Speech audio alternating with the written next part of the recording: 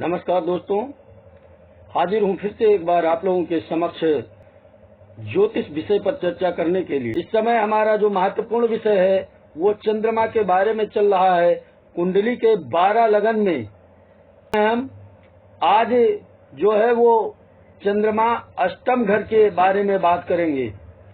महत्वपूर्ण इसलिए है कि हर ग्रह और कुंडली का हर हाउस, हर घर व्यक्ति के जीवन में कुछ न कुछ फल, पॉजिटिव या निगेटिव, ये बात की बात है, लेकिन देता है। कुछ न कुछ फल हर ग्रह और हर हाउस देता है। अब वो चाहे पॉजिटिव मिल रहा है या निगेटिव मिल रहा है, ये कुंडली में बैठा ग्रह बताएगा।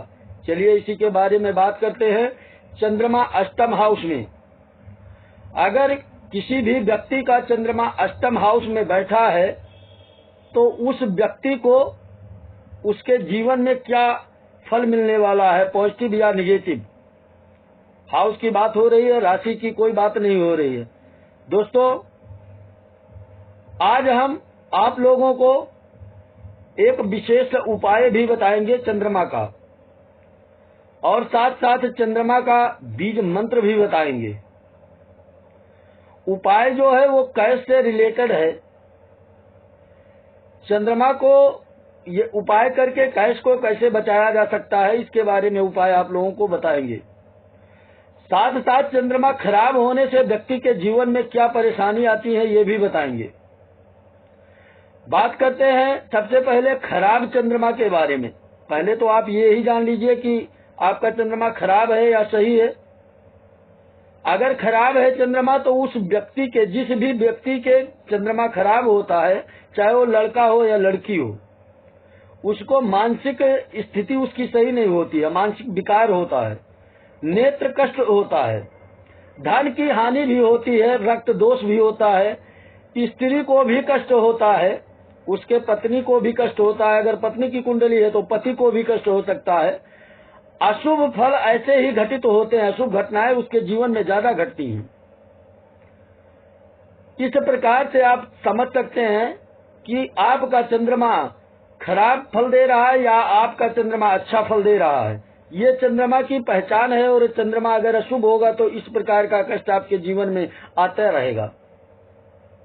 अब बात कर लेते हैं, चंद्रमा अगर अष्टम हाउस में है तो व्यक्ति को किस प्रकार का प्रभावित करेगा। व्यक्ति हमेशा सारी चीजें नहीं याद रख सकता है। कुंडली कुछ लोग दिखाने जाते हैं, कुछ लोग घर पे ही अपने आप ही देखने का प्रयास करते हैं। तो अगर आपका चंद्रमा अष्टम हाउस में है तो आप ये जान लीजिए कि आपको क्या फल प्राप्त हो रहा है। इसके बारे में विचार करें, और विचार करके कमेंट करके आप मेरे को बताएं कि आपका क्या इसी प्रकार का चंद्रमा फल दे रहा है। अष्टम हाउस में अगर चंद्रमा बैठ गया तो सीधी सी बात है, चंद्रमा उसका मन है, उसका दिमाग है, तो रोग देगा। वो रोग में ही उसका मन और उसका जीवन जाएगा। चंद्रमा उसको रोग देगा, कलेश देगा, परदेश गमन भी देगा, और धन हानि भी देगा। कैश भी है चंद्रमा हमारा। माता उसकी जरूर बीमार रहेगी। चंद्रमा जिसका अष्टम में है, अनायास उसको शत्रुता भी प्राप्त होती है। उसको अनायास किसी न किसी व्यक्ति से परमानेंट के लिए शत्रुता रहती है, और विभिन्न प्रकार के परेशानियां भी रहती है उसके जीवन में। चंद्रमा अष्टम का ये पहचान है। सावधान हो जाइए। अगर इस प्रकार का चंद्रमा अगर आपकी कुंडली में, आपके जीवन में, आपके परिवार के बीच में दे रहा है फल, तो आप इसका जरूर उपाय करें।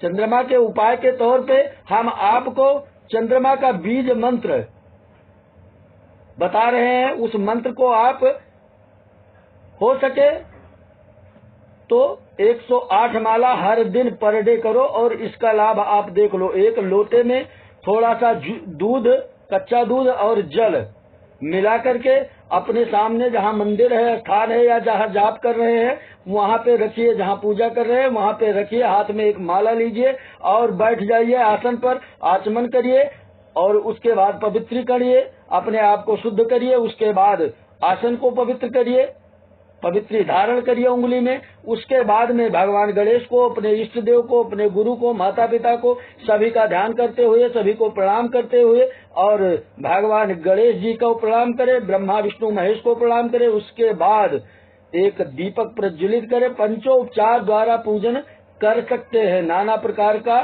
नहीं आवश्यकता है, केवल पंचोपचार द्वारा ही पूजन आप लोग कर सकते हैं।